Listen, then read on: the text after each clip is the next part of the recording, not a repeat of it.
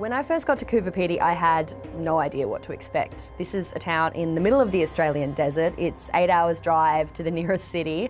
I had to take 2 flights to get there. And when I was flying in, it's kind of like flying into Mars. Everywhere you look, there's just red dust as far as the eye can see. And the whole landscape is dotted with these piles of dirt, kind of like anthills. Coober Pedy's a mining town, so all of those piles of dirt are just leftover dirt from mine shafts. But it's not just about mining here. In summer, it gets insanely hot. And in winter, when I visited, it was absolutely freezing. So most of the town is actually built underground to escape these extremes. And all I could think was, how do people actually live here? How do people survive? And I guess most importantly, how do you get tech to work when you're in the middle of the Australian outback and you're living underground? So more than half the town lives in dugouts, which is the name for these homes built inside the sandstone into the rock.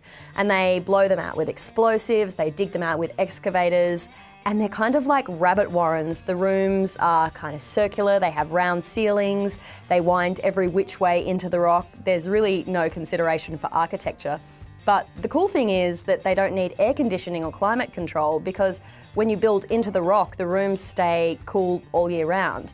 The only thing they need is really basic ventilation. So that's just as simple as a tube that runs up to the ground above and keeps air flowing into the house. It's amazing. So Coober Pedy looks kind of like something out of the Flintstones, but I was really surprised that the townspeople actually use a lot of tech. They use things like Wi-Fi hotspots to stay connected underground, and Australia's national broadband network has started installing satellites so people can get internet in their underground homes. There's plumbing and electricity like any normal house, and often the people who build these houses wire the electricity in themselves, stringing the wires over the rock. The whole town is completely off the electricity grid, so while they used to have to rely on diesel generators and diesel trucked in from out of town, now they have this big renewable project that has brought wind turbines and solar, meaning they can power the town with renewables.